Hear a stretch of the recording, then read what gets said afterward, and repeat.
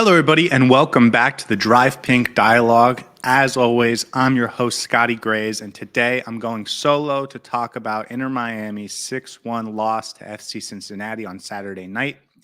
My usual co-host, Soar, is not going to be available. He's out gallivanting and saving the world, and I figured it was best if we just did this and got it over with because it wasn't a fun game to talk about, and maybe if we just do this episode, get it out of the way, we can never think about this game again. So I'll be breaking down the game, doing a condensed version of our normal show.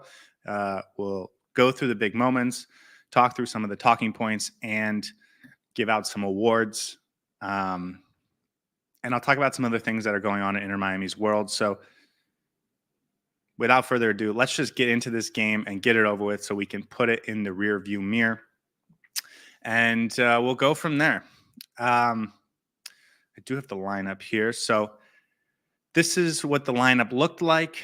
Callender in goal, a back four of Franco Negri, Sergio Busquets, Serhiy Kryvtsov, and Cello Wiegand, a midfield of Benjamin Kramaski, Yannick Bright, and Federico Redondo.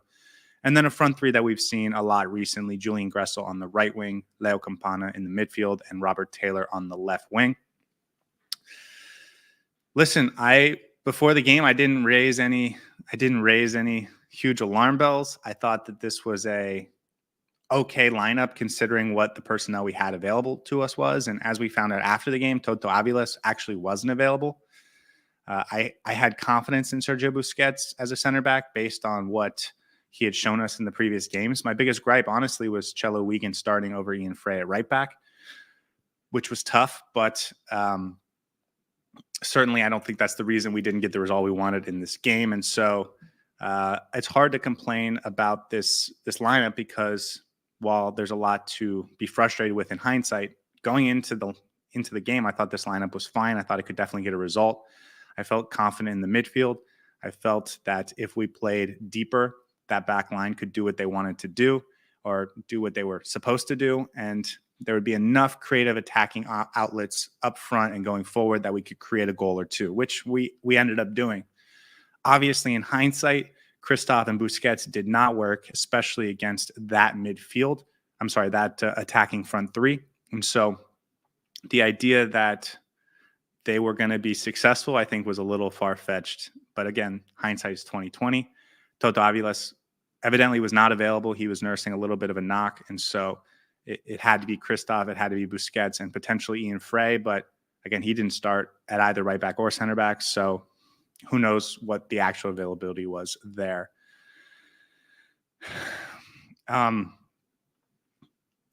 Just into the chat. No excuses for this poor performance. Tata did say that Aviles wasn't available or wasn't 100% available, didn't want to use him if he didn't have to. No idea what happened with Frey. Guys, I apologize if I don't get super interactive with the chat because normally I get involved when I'm giving the ball to Soar to talk, and that's how I kind of spend my time reading. But let's get into the big moments. The first half was incredibly eventful. I did rewatch most of the game. And so the first half, there was a lot to talk about. Inter Miami got off to, I thought, a really good start. I thought in the first 5 minutes, they got off to a positive start in ways that we haven't always seen them do, which was good to see. We got an opportunity off of a corner. Serhiy Kryvtsov gets his head to the ball. A little bit of a pick from Busquets on Alves Powell gets Kryvtsov open. He can't put it on target, but it was a warning sign early for Cincinnati. But they came right back and were also very much in this game. Drake Callender had to make a really big save in the 6th minute. And then Cincinnati grabs the first goal in the 10th minute. It comes off of an Inter Miami corner. They push the ball forward, and our back line doesn't do a good job. The center back pairing, both Kryvtsov and Busquets, are in the box trying to make a play off the corner, and they don't recover particularly well.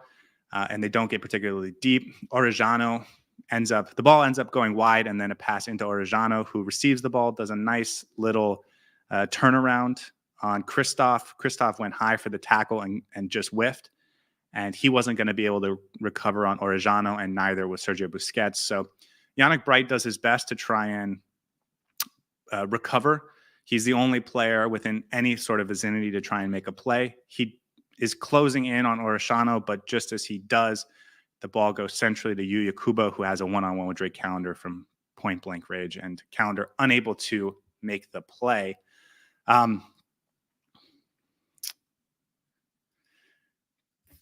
Cincinnati goes up 1-0, but listen, Inter Miami's dealt with this before. They have responded well. I don't think the game's over at any point or at any moment at this time.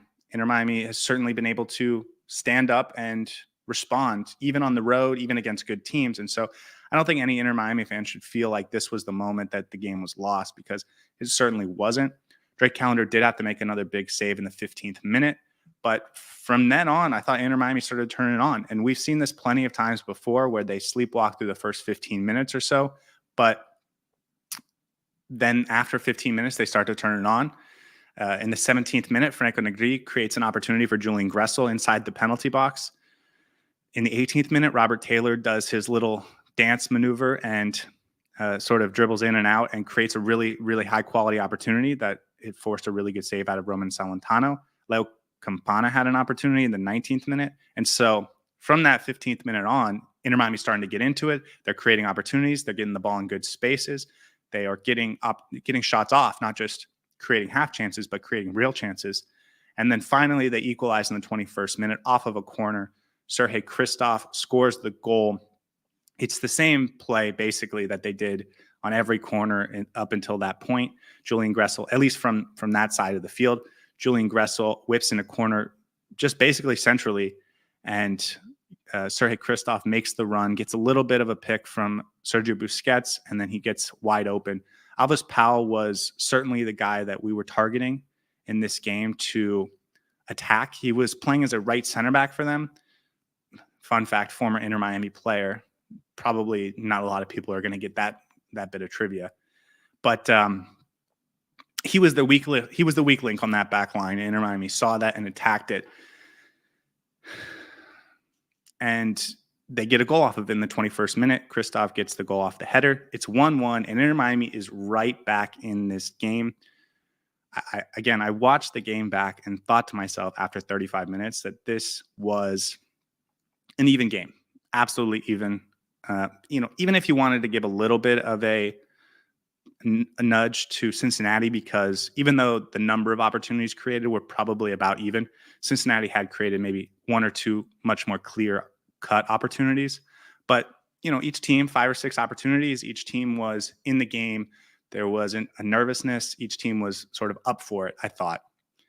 And then everything changes in the 36th minute. Yannick Bright there's a loose ball, and Yannick Bright and Obinna Wabodo, who are the two defensive midfielders for each team, went for it, and Wabodo gets it, beats Bright to the punch, and then passes it forward to Lucho Acosta, who, by the way, throughout this game was really, really good. I'll talk about him more later. But anyways, Lucho Acosta receives the ball sort of right at the edge of the 18-yard box. There's 3 defenders in place to try and make a play. Franco Negri, Serhiy Kryvtsov, and Sergio Busquets. And because of the sort of direness of the situation, all 3 are given their opportunity to make a lunging stop to try and either win the ball or to get in the way of a shot. And Lucho Acosta does a ton, and I want to give him a lot of credit for it, because he has a ton of patience in this moment to just sidestep all of them. And so when they make their lunge, they sort of take themselves out of the play, and Acosta just sort of sidesteps and then sidesteps and then sidesteps, and then finds himself finally open and buries it into the corner. Nothing Callender could have done. That play, if you rewatch it, it's hard to be frustrated with the defenders. It's hard to be frustrated with Drake Callender. Ultimately, the frustration goes to the midfielders. As I mentioned, Yannick Bright doesn't win the ball from Wabodo and doesn't hustle back to try and get into the play. And then Benjamin Kramaski, standing right next to him, doesn't hustle back to get into the play. Federico Redondo, who's even closer, doesn't hustle back to get into the play. And so all 3 midfielders could have hustled back to try and add something defensively. None of them did. And because the back line created time, Lucho Acosta had to sidestep, There was so much time for a midfielder to get back and steal the ball from Acosta and prevent that goal, and none of them do. You're going to rewatch that film and be really frustrated with them because all three of them could have stolen the ball or made a play on Acosta that would have prevented a goal, and none of them do just because they're watching the ball. They think they're already out of it, and they give up on the play and ends up resulting in a goal. Really, really frustrating. And there's a couple of these goals that Cincinnati scored that are fluky or just really good on their part, and it's hard to blame Inter Miami, but that one's the most easy to blame on just lack of energy, lack of enthusiasm, lack of effort. Really, really tough. And Cincinnati goes up 2-1. I think the midfield has a little bit of a letdown. Perhaps they know they should have done a little bit better. And so really, really tough one. And then again, Inter Miami's been very good about coming back. So I don't know if they panic yet, but the fact that the third goal comes almost immediately after really makes it difficult for Inter Miami. And I think the heads dropped a lot after that third goal. It came in the 38th minute, so 2 minutes later. Kind of a fluky goal, honestly. This is the one that I think it's hard for me to blame any Inter Miami player for this one.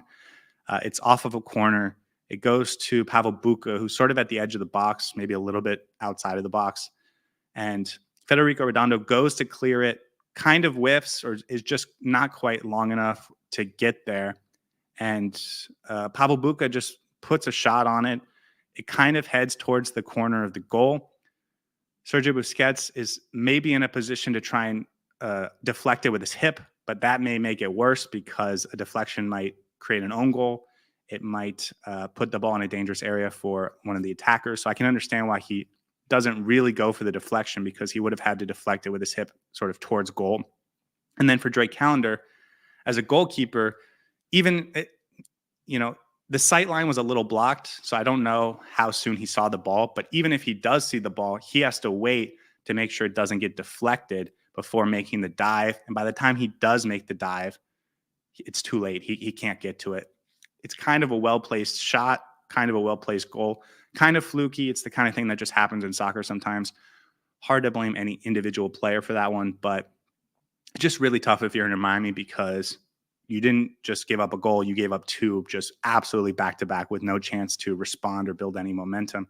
And I don't think they did a good job at any point of building that momentum. And then after that, it got real turnover happy. And again, the second goal came in the 36th minute.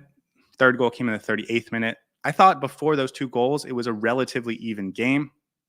Back and forth for sure. Cincinnati was creating opportunities. Inter Miami was creating opportunities. It felt like two big dogs going after it.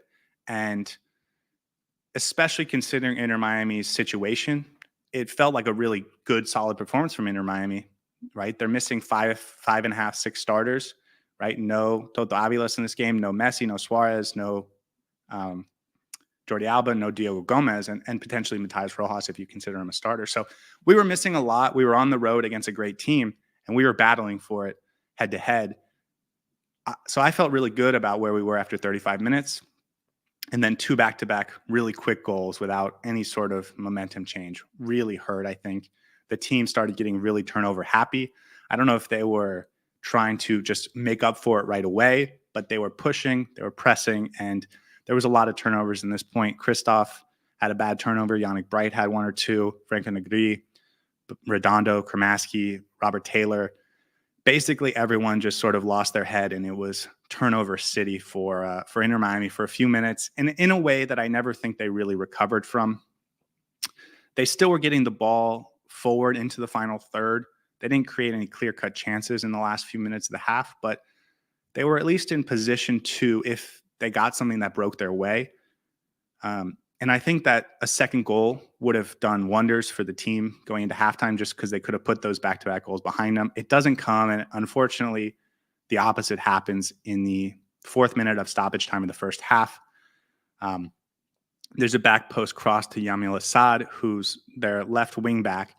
Cello Wiegand is nowhere to be found. It kind of came off a quick turnover, and Cello was trying to play high up the pitch, but gets caught way out of position, and ultimately, I think, is a little bit responsible for not being there. Julian Gressel trying to make up for him, but ultimately the biggest mistake goes to Drake Callender. He goes for the ball, doesn't get there. And it looks like he hesitated in a way that he could have gotten there if he went for it, but he hesitated, didn't get it, and all of a sudden Inter Miami is in a situation where Drake Counter's out of position. The defenders are trying to get back to protect the net, but it's really a difficult situation. Assad is patient and then puts a really nice ball in, and Inter Miami gives up a fourth goal before halftime. And all of a sudden, Inter Miami up or down 4-1 before halftime. And that goal, I think, changed the game plan for Tata Martino, changed the game plan for Inter Miami going into the second half and whether they felt like there was a real opportunity to win this game. And as a result, they don't make any halftime changes. I'm going to read the chat real quick, so I apologize for this little break, but that's basically where we were at a halftime.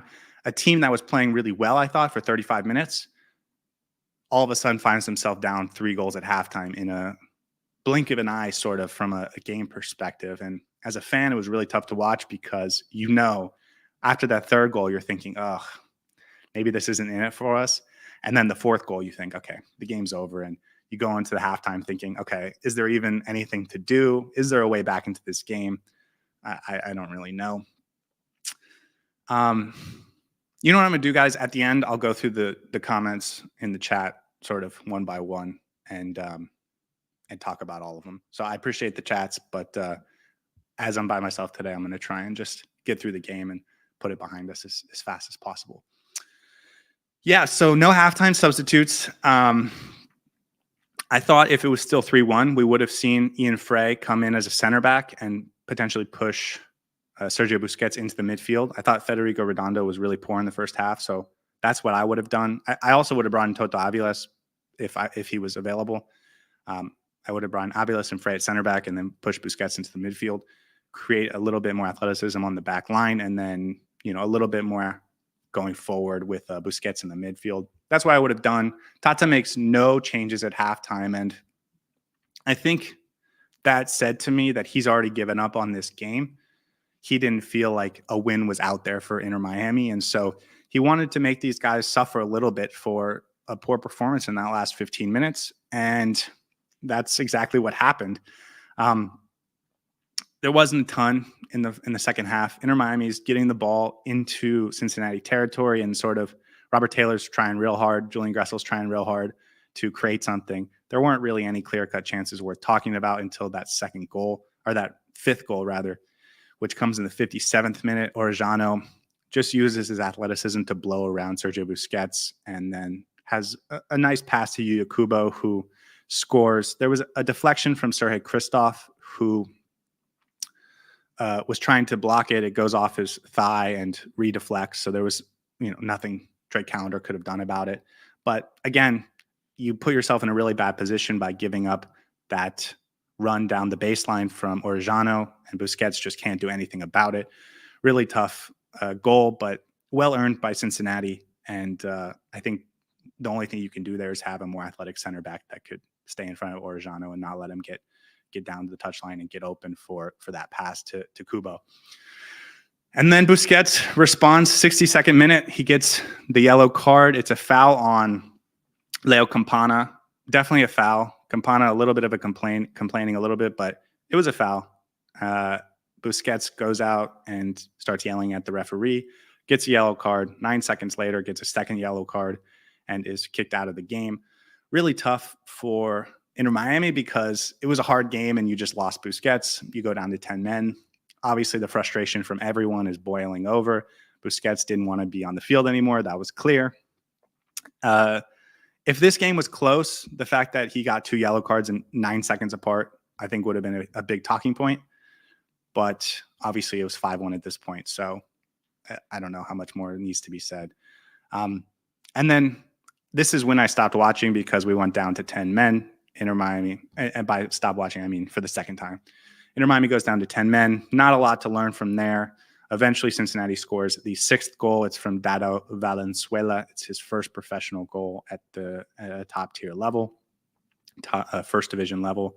So congratulations to him. He's from South Florida, was a former Inter Miami Academy product. Drake Callender could have and should have done better. It goes right between his legs from not that close. And it hits his ankle. He should have done better on that. But again, it was 5-1 at this point. Hard for me to complain too much.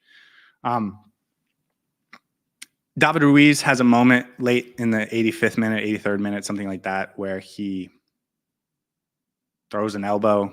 I don't know if that's frustration. I didn't rewatch that.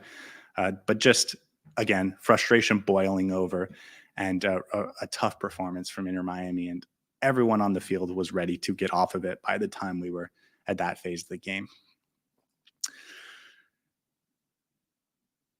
Let's talk about Cincinnati.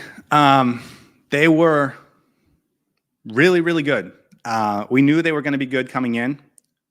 I thought, again, we matched up with them blow for blow in the first 30, 35 minutes. But I don't think there was any way that Inter Miami was going to win that game if Cincinnati played as well as they did. Lucho Acosta was incredible. That front three was really, really good. Lucho Orejano, who is generally played as a wingback for them, they moved him into that 10 role or into an attacking position. And Kubo, Acosta, and Orejano were doing a really good job of moving around and being flexible in their positioning and sort of finding open spaces. I thought that made it really difficult for our center backs because A, they're not that experienced. B, they haven't played together a ton. Not that experienced in terms of Busquets as center back. They haven't played together a ton, so their communication is probably not as good as it would be after 10 games together. And then I also thought it was making it difficult for Yannick Bright to lock on to Lucho Acosta. That clearly wasn't the game plan. In the first 5 minutes, I was watching those two specifically, and Acosta is in the middle of the pitch and just doesn't get the ball ever. And Yannick Bright is there always and is always checking for him and making sure he's within distance to make a play on him. And Acosta sees this, and after about 5 minutes is like, okay, I'm just going to go play on the wings. And he was doing that he was finding open spaces in a way that we were struggling.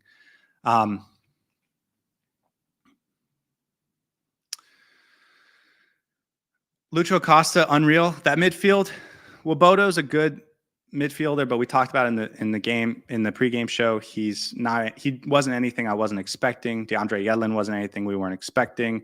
Yamil Assad was fine, wasn't anything we weren't expecting. Same thing with Pablo Buca. Assad and Buca get a goal, but not like they were incredibly dangerous players that we need to watch out for moving forward. Both just kind of were in the right place at the right time. The center backs, I thought there was a real opportunity to expose Alvis Powell, but I also thought Ian Murphy wasn't great. It's just that we weren't able to do a ton going forward because we were really struggling to provide anything helpful for our front three. Our midfield did a really poor job, and I'll talk about that again in a little bit. But really, the story of the day was Acosta and Kubo and Orejano against our center backs and against our defense. They were interchanging really well. Acosta was finding space to get open really well. And it was a really tough for a back line, considering who they are as players, right? We know Kristoff's not that athletic. We know Busquets is not that athletic. And we know they don't have a ton of time together at center back. Yannick Bright, 22 years old, played 600 minutes, less than 600 minutes. Benjamin Kramaski, 19 years old. Federico Redondo, 21. So very young midfield, inexperienced. Franco Negri hasn't played a ton lately. It's just a really tough combination of factors, considering that Cincinnati was going to really bring their A game. And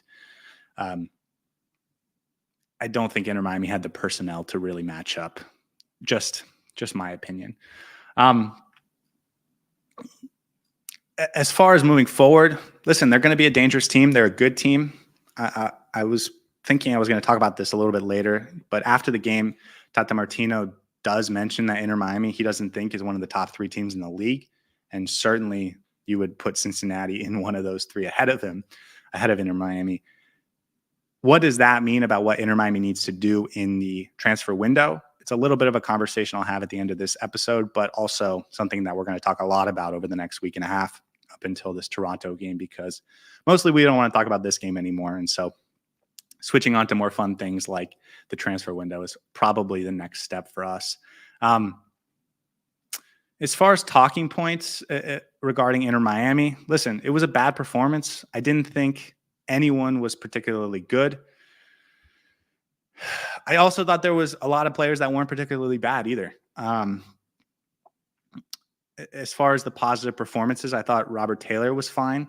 I thought he, at least in the first half, was doing a lot to create a little bit of offense, was doing it a lot by himself. I don't think he had a ton of help. Julian Gressel was solid. Again, there wasn't a lot for us going forward, especially after those first 35 minutes. And so they didn't get a ton of help from the midfield. They didn't get really any help from the fullbacks. So in that situation, it's really tough when you're going up against a back three with 3 attackers and a really good defensive midfielder. It's just going to be really tough for them to create. And they did create some in the first half, but they weren't able to be consistent. As far as the midfield, I thought Yannick Bright was the best of the 3. Not that he had a good performance, but he was fine. I thought Kramaski and Redondo were significantly worse. Cello was fine. It's hard to blame him individually for anything terrible that happened. But again, if you're playing on a back line on a team that gives up 6 goals, you can't get a good grade. So definitely not going to give anyone a positive grade on that back line. I did text Soar, and he did give me some talking points that he wanted me to discuss. So let me just pull those up. Yannick Bright and how this result may or may not impact Tata's future team decisions is, I think, an interesting one. He has been excellent defensively, and he's been really, really good about not giving opportunities to the opposing team. And then all of that went away in one 90-minute performance. It's tough for me because the answer to yesterday's game is not just put Aviles in center back and Sergio Busquets into the midfield. So that's not the solution to what we just saw. You don't need less athleticism. You needed more athleticism. And I don't think removing Yannick Bright from the starting lineup or from the real rotation spot is the right answer. But that could be something Tata does, right? And the only player that played in this game that comes out looking good is Ian Frey, because he was only on for 10 minutes and wasn't involved in any of the goals. As far as Busquets at center back, it may be dead, but I don't know if it should be. He was really exposed in this game, no doubt about it. But I think playing with a left back that hasn't played a ton, I think playing a little bit higher up the field was really tough. And playing against a really, really good offense was also tough. It was something I was really interested in seeing from this team. We saw it, and it worked really well over the last couple games. But just in this game, it wasn't a fit, especially with a partner that wasn't able to recover for him or help him in his deficiencies. And so I do wonder if Tata's going to say, okay, no more Busquets at center back. I don't know if that's necessarily the right answer, but I can definitely see that being the direction Tata goes in. Peaches says Busi is still our best center back. I might not disagree with that, honestly.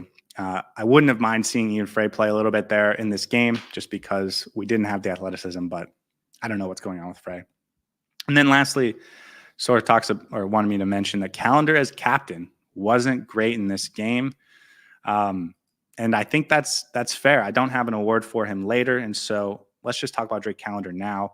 He was, I think, directly responsible for the 4th goal. And I thought he was directly responsible for the 6th goal.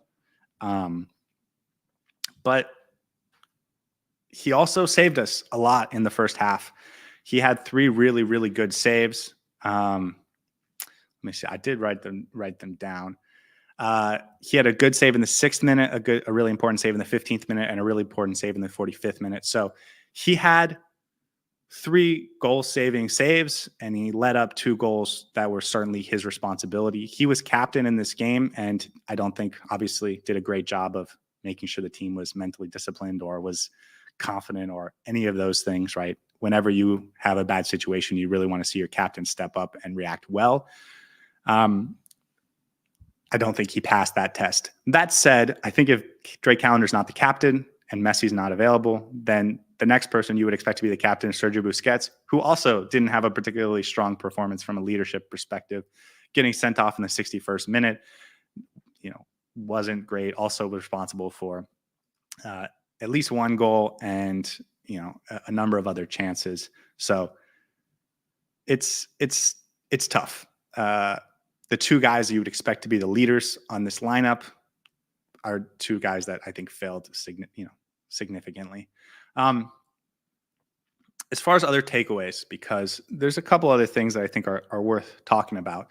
And that's the tactics didn't match the personnel. We saw against Columbus, who after the Columbus Crew game, we heard some talk that Miami felt Columbus was better than Inter Miami. And so they played really, really deep. Their strategy was to attack high and press high and try and create turnovers. But if that doesn't work, and if Columbus moves past the halfway point, to sit really, really, really deep. And I know the formation was a little bit different in this game, and the personnel was certainly different, but that's not at all what happened in this game. Inter Miami felt like they could play a semblance of their game against this Cincinnati team, and they got run all over for it. And if you're going to put a back four of Cello Wiegand, Kryvtsov, Busquets, and Franco Negri out there, it has to be a more defensive formation. You have to have a more defensive game plan. And I didn't think Inter Miami had that. Obviously, they gave up 6 goals. The 4 of them needed to be playing way deeper and be way more conservative about getting forward. The way to win with that lineup was to get a 1-0 win. Maybe, and if you get a 0-0 draw, a 1-1 draw, I think everyone was happy with that result. But the fact that they were playing high up the field, the fact that guys like Kryvtsov and Busquets were trying to make tackles high up the field in order to create momentum or anything like that, it was a mistake, and Tata Martino needed to set them up in a better way. Certainly not a great game from Tata Martino either. I'm trying not to think about this game. I know if this was a normal show, we'd probably spend 20 minutes talking about what Inter Miami could have done better, but it really was a tough lineup against a really good team on the road, and we didn't play well, and they played really well. So it's one of those, and you kind of have to take your ass kicking, excuse me for that, and just go home and try and recover.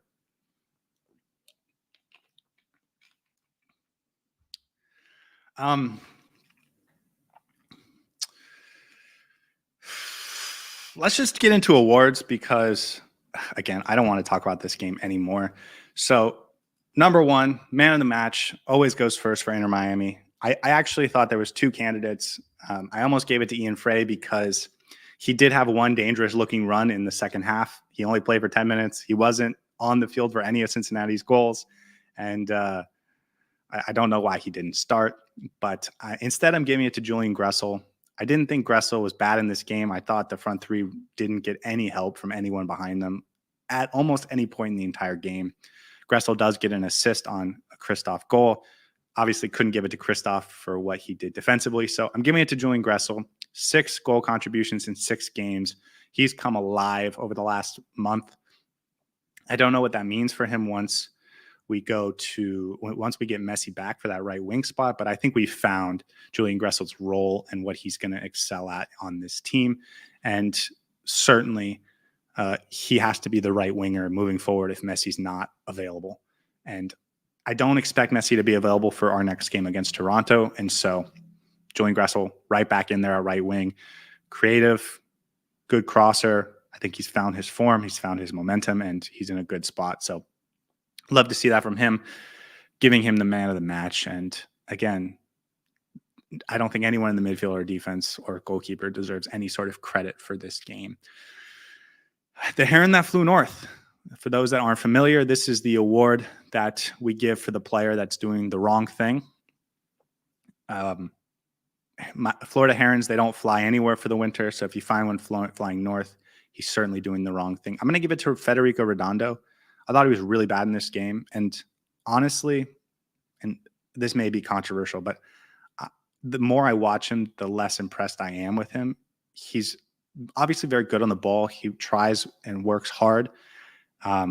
He's very long, and it's very difficult to get around him because he can just stick that long leg out and make a tackle or strip the ball or whatever. And he uses his body well to keep possession. But man, here's what I'll say. If you just watch the ball during the game and you just follow the action, you might not notice this. But if you watch Federico Redondo during the game, you'll see he finds himself out of position, especially defensively, all the time. All the time. I went back when I was rewatching and I was tracking every time Lucho Acosta got on the ball with just wide open space and who was the person or player that should have been there to make it difficult for Acosta to just be creative and be in the right spot. And all the time, it was not all the time, but more than anyone else, it was Federico Redondo. I'm really surprised by this because he's a guy that has a father that was big in the game, grew up around the game. And so you'd imagine that the IQ would be there. I don't know what to say. I don't want to hate on the player because I think the tools are really, really good. And we've seen Inter Miami improve significantly we've seen players, these young players, improve significantly under this coaching staff and over time. I think Aviles is a better player than he was this time last year or when he came here last year. Diego Gomez is like a different human being. Kramaski has been really improved, especially in terms of his goal scoring. But Redondo, he needs to take this next step before he's even a starter on this team, in my opinion. Right? If you want to build the perfect midfield for us, it's got to have Yannick Brighton in it. It's got to have Diego Gomez in it. And then you're talking about, and if Busquets is in the midfield for that game, it's those three. And if you put Busquets on the back line or he's just going to be suspended for our next game, is it Redondo over Kramaski? Is it Redondo over Julian Gressel? I don't really know if he's in our starting front midfield right now, at least in my opinion. And it's mostly because he finds himself lost in space a lot. Obviously, this is probably a tough award because in terms of directly responsible for goals, Busquets more responsible. And I'm only giving Busquets credit because he's not a center back, and I think he was put in a position to fit. He was being asked to do something he's physically incapable of doing.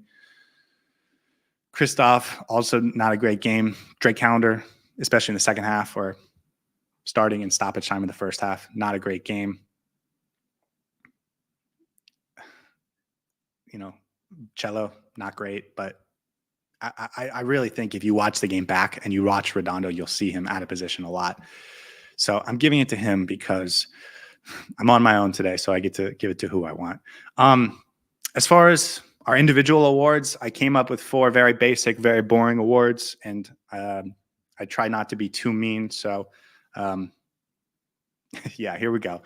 I'm giving the put me in coach to Ian Frey. No reason he shouldn't have been starting this game. He didn't play he played 5 minutes in the midweek, so he should have been available for 65, at least 65 plus minutes in this game. Even when he came in, he looked dangerous. The kid is fearless. He's a better player than Cello Wiegand. He should be starting on the right wing over Cello Wiegand. As we saw in that game, he probably should have been starting over Kryvtsov and Busquets at center back, especially Kryvtsov. We haven't seen Ian Frey play center back for more than 5 minutes this year, so it's hard for me to say for sure he should be a starting center back. But we have seen it at right back, and he's certainly a better right back than Cello Wiegand. No reason he wasn't starting this game. So Tata put him in coach because even when he came in, you could tell he just has the confidence, and he was probably the only player on the field that was just happy to be out there in the second half. And he needs to play more whenever he's cleared by the staff. I'm giving the tough timing award to Franco Negri. He didn't have a great game. He did create one sort of opportunity. There were times where he was exposed for not being fast enough getting back. So I don't want to sugarcoat it. It was not a great performance from Franco Negri, but it's tough that you get your one opportunity because Jordi Alba gets suspended. You get an opportunity because of that, and it just happens to come in a 6-1 loss. Really, really, really unfortunate for Franco Negri. He's a guy that has the talent to be a starter in this league. I think this may have been his last performance with Inter Miami. I think he's an obvious trade candidate in this summer window. And so if this is the way he leaves at Inter Miami, that would be really tough because certainly he could have played Wednesday night instead and would have had a fine performance in Inter Miami, probably would have won that game anyways. And so the fact that this gets to be his last performance or his one performance in a while, and even if he doesn't move teams, he's probably not going to play again for a while because Jordi Alba's obviously the locked-in starter. Tough performance from Franco Negri, or tough timing for Franco Negri. So he gets the tough timing award. Number 3, our third award, I'm giving the Battle for Captain award to Sergio Busquets because he was so bad he deserves an award. Drake Callender was the captain in this game, and as I mentioned earlier, I don't think it was a very captainly performance from Drake Callender. I don't think he got the team to respond particularly well to what was going on the field, but the next guy in line for captain, as we've seen earlier this year, was Sergio Busquets, and he was even less captainly in this game. So as far as the battle for captain, Sergio Busquets definitely loses, directly responsible for at least 1 or 2 goals and a number of other opportunities. Clearly, he just didn't have physically what was required in that game, but mentally and in terms of getting the team in a good position, he gets 2 yellow cards in 10 seconds and gets sent off. And not that Inter Miami was going to make a comeback down 5-1, but there's no reason to be fighting with the ref at that point, and certainly it didn't do anything.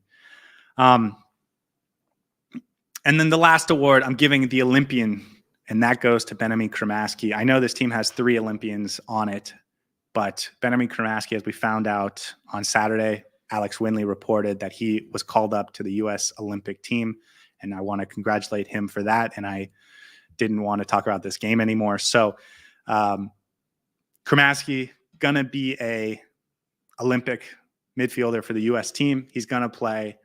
Diego Gomez also going to play in the Olympics for Paraguay. Federico Redondo is going as an alternate. And so we're going to have a little bit of a midfield situation over the next month or so, or less than a month, but it's going to be a topic of conversation. But Cremaschi gets to live a dream come true going into the Olympics, and something that I thought wasn't going to happen. When I heard that they were bringing Georgi Mihailovic as an attacking midfielder, I thought bringing an overage midfielder, they were probably only going to bring 5 anyways. I thought that made it really unlikely for Cremaschi to go, but it sounds like a couple players weren't released from their clubs. Aiden Morris, who just moved to Middlesbrough, Rokas Pukstas, who's at Hajduk Split in Croatia. I don't think they got released, and that made room for Cremaschi, and I couldn't be happier for him. Hopefully, and as a member of the 18, he's definitely going to play. There's only 18 people that are allowed on the Olympic roster, and so for all of them are going to play a lot, and Cremaschi's going to get that opportunity, and that's awesome for him. And so he gets the Olympian award. I don't want to talk about his performance against Cincinnati, but I thought it was worth a shout out that he gets to go to the Olympics. And by the way, just a fun fact, Cremaschi is going to be the youngest player on this team, on this Olympic team for the U.S. And he's still eligible for the next Olympic Games as a age eligible player. So he's really young. He is really well thought of by the Olympic team, by the Olympic coach, by U.S. Soccer. And so for him to get that opportunity is awesome. And hopefully he's much better for it. So what does this mean for Inter Miami, this loss? They fall to second behind Cincinnati. They're now within range of a couple other teams if they win their games in hand. LAFC, Real Salt Lake, and the Columbus Crew are all, if they win their games in hand, going to be right there with Inter Miami. Cincinnati plays a little bit of a tougher schedule from here on out. They play Charlotte this next weekend, and then they play Chicago, and then I believe they play the New York Red Bulls right before the League's Cup starts. So they have some losable games ahead of them, or games where they could get a draw. But considering how good they are and how effective they look and how in shape and in form they are, you could see them going on a nice winning streak. I will say MLS teams generally don't go on these huge, super long winning streaks. So it wouldn't surprise me if FC Cincinnati hits a little bit of lesser form, and we'll see what they do in the League's Cup. But the second half of the season, the last 10 games or so after the League's Cup, is going to feel totally different, because whatever momentum you build or don't build during the League's Cup, I think is going to carry over into that last third of the season. And then the other big takeaway from this, I think, is Inter Miami has to do stuff in the transfer market. Tata Martino said after the game that Inter Miami wasn't ready for, or wasn't one of the three best teams. And considering you have Lionel Messi and Luis Suarez and you've built this team, it's a go now, do it now, go all out now for winning the MLS Cup this year. And if they don't feel that they're the best team in the league, they have to do something this transfer window in order to become the best team in the league. I think we've seen they definitely need a center back. Based on what we've seen from the rumor mill and them talking to, I can't remember his name, Gaston Silva from the Liga MX. There was some talk about trading for Miles Robinson. There was some talk about Rafael Varane, Sergio Ramos. I think they know that they need a center back. I wouldn't be surprised if they try and get two. I do think they have a ton of flexibility in order to do that. They have two open senior roster slots. I think Franco Negri is an easy trade piece. He's not on a huge wage. He will clear up an international roster slot. He's not making a ton of money, and he's a quality player. So that opens up 3 spots, an international roster slot. If they can get Nico Freire off the roster, that's 4 spots, 2 international roster slots, a lot of cap space. And that's before we even talk about a guy like Leo Campana, who is on a DP contract, and would be easy to move, but that has a little bit more longer term ramifications. So even before sacrificing much, you can move Freire off the roster, you can move Franco Negri off the roster, and you already have 4 spots and a couple international roster slots to work with. So there's a lot of flexibility that this team can work with over the next month. They can make this happen if they want to. And I think that's everything I wanted to talk about for this episode. I just wanted to get it out of the way. Sor is out saving the world still, and so I just wanted to get this episode out. I don't think he was going to be available to do this for another day or two, and I want to put this game behind us and talk about more fun things like what we might do in the transfer window and topics like that.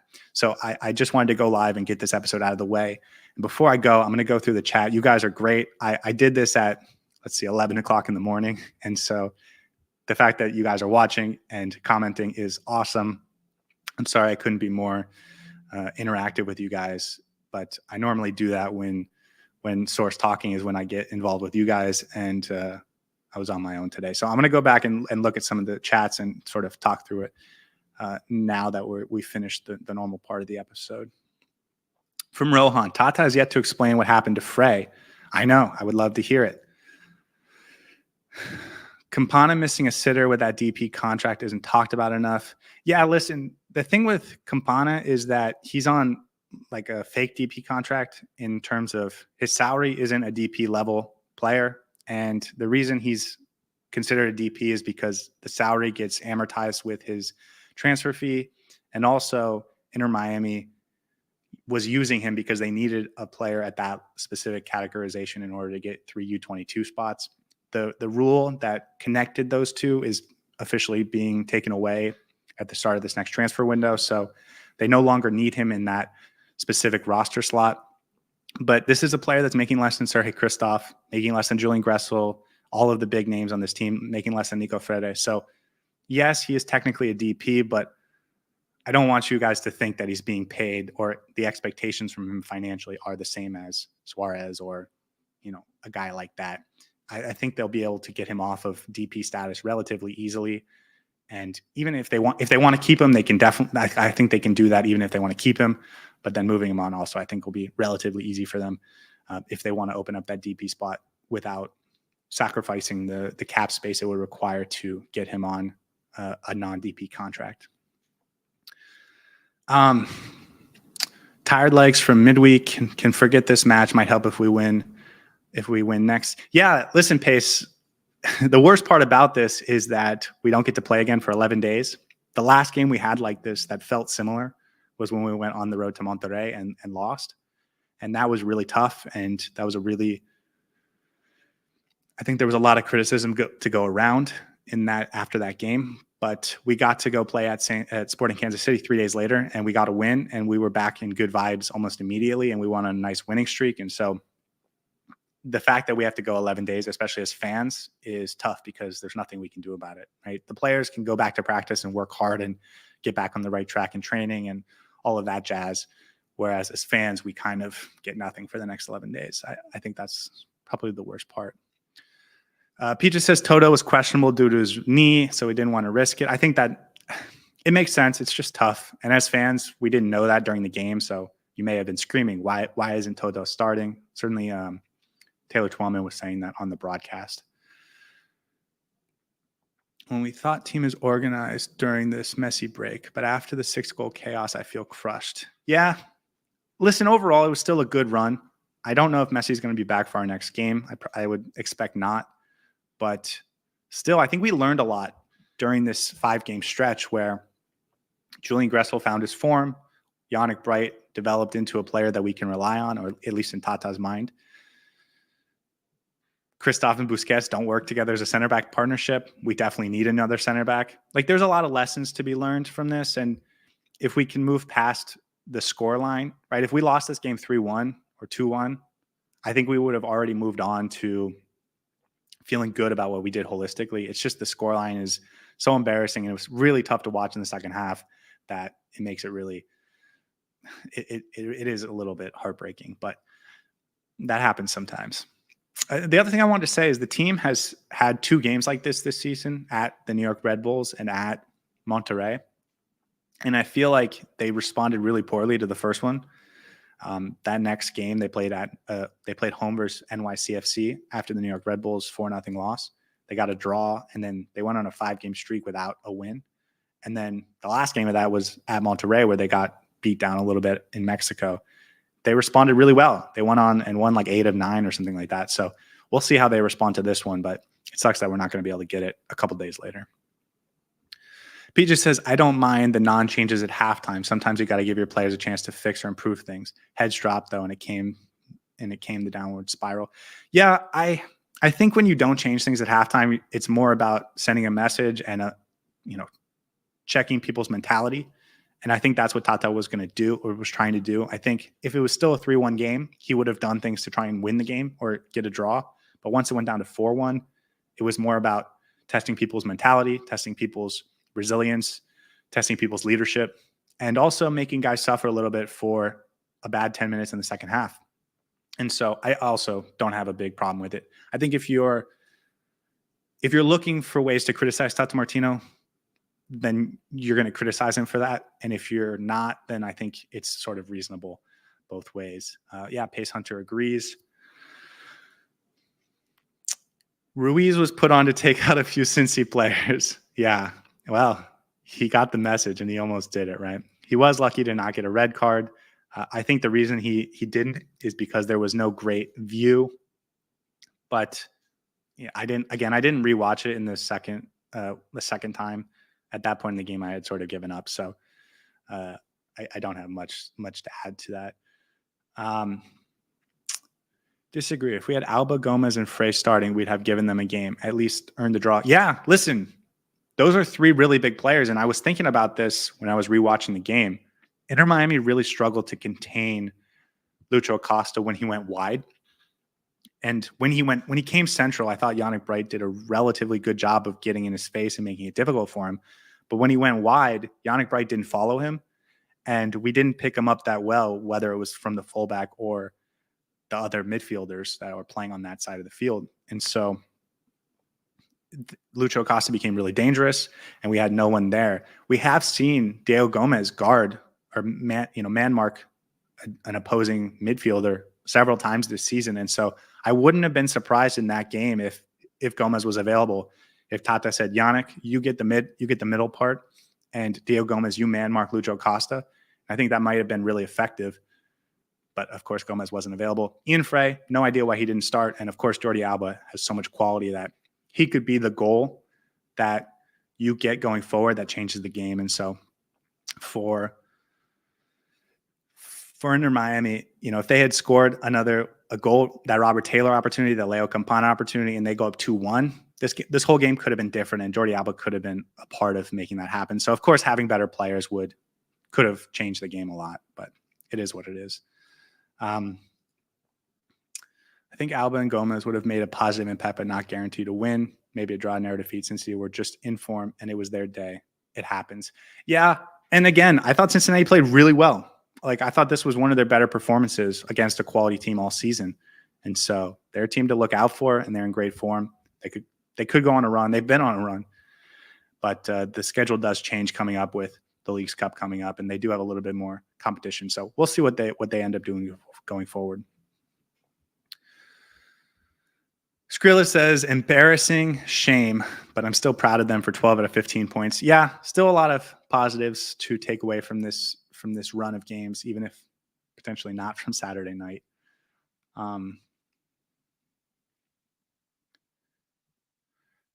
Peaches, time to go shopping for a center back. Yes, absolutely.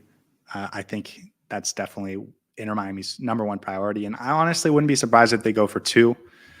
I think if they could get Kryvtsov off the roster, and that's tough because I don't know if anyone would take him at this point. But if they could get Kryvtsov off the roster, it would be huge. They would free up a lot of cap space, and I think they would definitely go get two center backs at that point. And I think Inter Miami fans would be pretty happy with who they would get. CB holds the game. Would be interesting to see who comes in. Yeah, Drake should have saved those 2 goals. Definitely 4th and 6th were definitely on Drake. Rohan says Drake recently gave an interview feeling proud of his performances the last few games. Then year happened. I feel bad for him. He will bounce back. Yeah, Drake has had sort of an up and down season, but he had gotten himself in really good form over the past month, and it sucks that this happened. It reminds me of last year. During the Leagues Cup and just after, Drake Callender was in incredible form. And then we went to play at Atlanta. Messi was hurt, and we lost 5-2, and Drake obviously gives up 5 goals, and not all of them were his fault, but a couple of them. But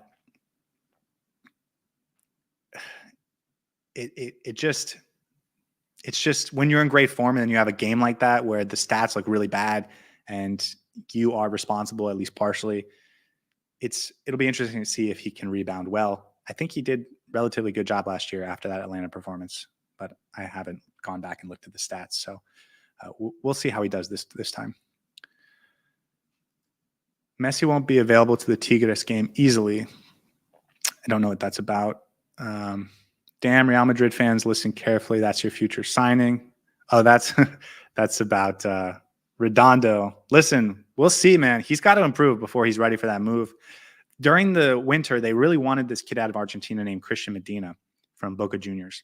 And they just couldn't get Boca Juniors to come down. I think they wanted 15 million and Inter Miami wanted to give them 11, something like that. And so after that, after they realized they weren't going to be able to get him from Boca Juniors, they pivoted to Redondo, and they got Redondo for 8.5 million. And you can see that there's a difference, right? Aviles was about 7 million, but Redondo is not like a finished product. And I think when they were going after Christian Medina, they wanted a guy that was ready to just have a huge impact right away. And Redondo maybe isn't that player yet. Obviously, you can see the tools. I think there's a ton of potential, but we'll see what he ends up being. Skrilla, the problem with Redondo is he doesn't cover any space. It's all open. Yeah, and he's got to improve. And I think that happens in the film room, right? Or on the practice pitch. You can't just go and expect to improve on that during the game. You got to be smarter about that in practice. Redondo on one side and Krem on the other. There's a lot of turnovers in the midfield. Yeah, listen, I think Kremaski, when he's on his game, can be not super turnover prone. And I think Redondo is not a big turnover guy either. It's just, A, they weren't great in this game, but B, they weren't doing a good job of connecting the back line to the front line. And that, I think, really hurt. They were just, even if they were passing it, they weren't making dangerous forward passes in a way that I think this front three really needed from them. Probably doesn't want to get injured, so not playing with the complete freedom. Not sure who that's about. It's always Redondo over Kremaski. Maybe Pablo. Maybe. I think Kremaski gives you a little bit more in the final third, and I think Redondo, I don't know about that, honestly. Ian Frey, Thunder would have saved us. Yeah, I don't know why Ian Frey didn't start. Tough indeed to get slotted in whenever Alba misses out. Yep, tough for Franco Negri. I don't mind them being slow with Frey at the moment. Would rather have him not doing too much than risk an injury and protect a player. Yeah, listen, there's a conversation to be had about Ian Frey where if you're Ian Frey, you want to be a professional soccer player. And that means eventually you have to get back to being available whenever you're needed. And so take your time to get there. And whether that takes this whole season, that's fine. But at some point, Ian Frey has to get to a point where he can play 90 minutes, where he can play twice a week, where he can be available all the time. And again, it doesn't have to be it doesn't have to be 10 days from now, but it does have to be eventually. And so there has to be a loosening of the restrictions on Ian Frey.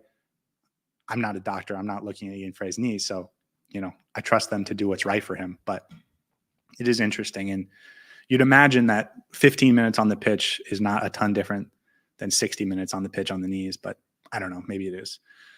Ref was worse for sending him off for nothing. Yeah, I thought that was really bad. I thought if the game was in hand or was still a competitive, that would have been a huge, huge call. And I would have complained about it a lot more. But it was 5-1 at the time. So who's to complain? Diligent says, I'm a Cincy fan, and all of the fake Miami fans make me so mad, but I got to respect y'all for having to deal with that. Listen, there's no wrong way to be a fan, whether you've been a fan for one day or for the entire history of your club. You're just a fan, and there's no wrong way to be a fan. And so we appreciate everyone. That's all I have to say on that. Sorab says, we need a ball-playing defender who can lead that back line. Oh, wait, we have Ian Frey playing more Tata. Yes. Gomez is the best Olympian. Yeah, and I think Gomez is going to be one of the leaders on Paraguay, where I think Kremasky's probably going to be a bench piece, but Kremasky's playing for the U.S. team, so that's what I'm paying more attention to.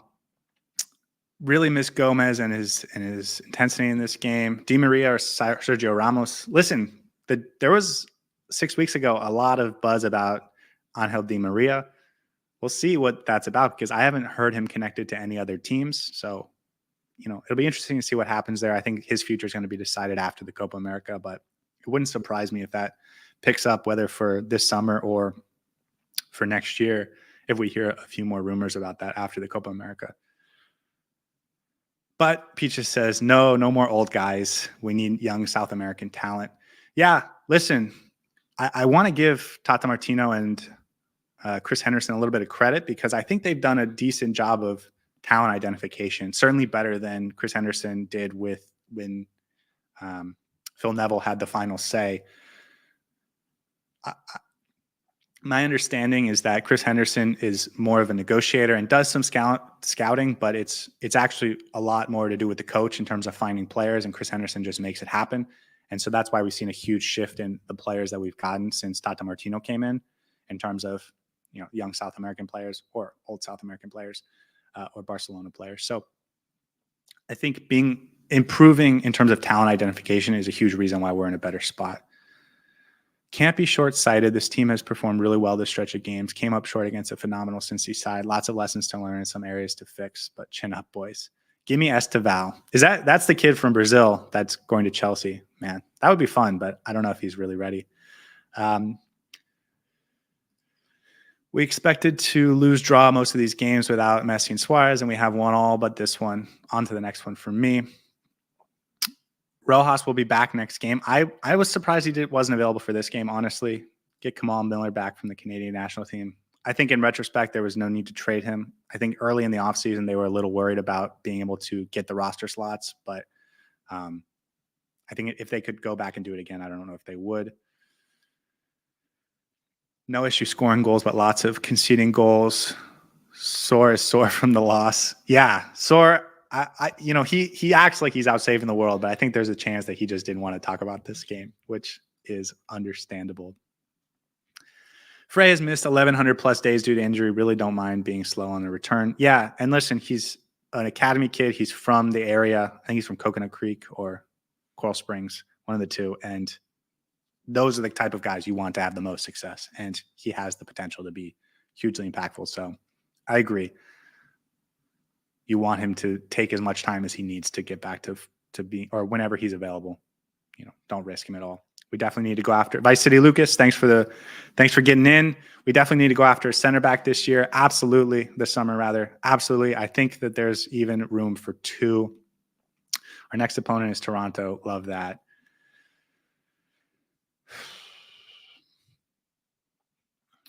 even if Tata was questionable, you literally have better option center backs on the bench than start someone out of position like Busquets. Busquets is not a center back. Listen, Busquets played really well as a center back in the last couple games, right? He started there against Columbus, played there in the second half at Charlotte. I think, did he start there against Nashville too? I mean, he's been really good. Not in this game, not in that game though. Tata didn't play Frey because he's not Argentinian. In no universe is 57 better than 17 ever. Emeril, absolutely agree. Absolutely agree. There's no other way to put it. I think there's no way for me to give any credit to Tata Martino or any explanation. The way that Ian Frey played in his two starts compared to what we saw from Chelo Wigan on Wednesday at Nashville, it was a world of difference. There's no reason Ian Frey shouldn't have started in terms of their talent level or their impact on the game. Certainly Ian Frey is the more impactful player.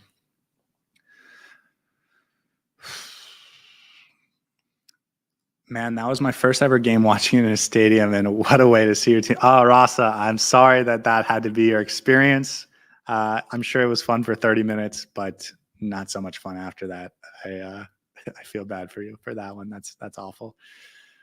I don't care about Di Maria or attackers. The club better by center backs. Yeah, I think that's their priority number one. Honestly, the window opens in 10 days, but I wouldn't be surprised to hear that we've got someone locked in and that it's just going to become official in 10 days, but that it's already a done deal. I think they wanted to go through these 5 games and see what might be necessary. And now that they've seen that, they're going to address it. And, I think there's a couple other positions. A defensive midfielder might be important. I want to give Sor credit for that because he saw that before I did. There's always a club below. There's always a club below you where you can ship off some deadwood. Hopefully, it's tough with a guy like Kryvtsov because he takes up so much a cap charge. I think he's making like 850,000. People are mad at Drake, but he's literally saved us from losing or drawing multiple games this season because of his saves. Yeah, Drake Callender is a great goalkeeper. I wouldn't replace him for anything. Well, maybe if you could give me like a world-class goalkeeper, but as far as MLS keepers, definitely Drake Callender is my guy. Need to be a bit more savvy with transfers, overpaying for players. My team got 2 absolute ballers for $6 million total in the Prem. Yeah, listen, Peaches, this is what I was saying a minute ago. I think they've been a lot better since Tata Martino came in about talent ID, and since Messi came in, they've been able to get it for a lot better value. A lot of these wages that are making it difficult came from prior to Tata Martino's arrival and prior to Messi's arrival. Guys like Kryvtsov, who these are Phil Neville signings. And Inter Miami did a good job of moving a bunch of them on this winter. Gregory, Coco Jean, Chris McVeigh. There's a lot of them. Jean Mota. A lot of guys that we moved on this summer, or this winter rather, but there's still a couple left. And so, yeah. My friend saw a report about Robbie Robinson. His contract got suspended because he broke the terms. He was playing 3rd division or just playing games without permission, got injured and needed surgery. I have no comment on that. I have no idea if that's true. Interesting rumor. Yeah.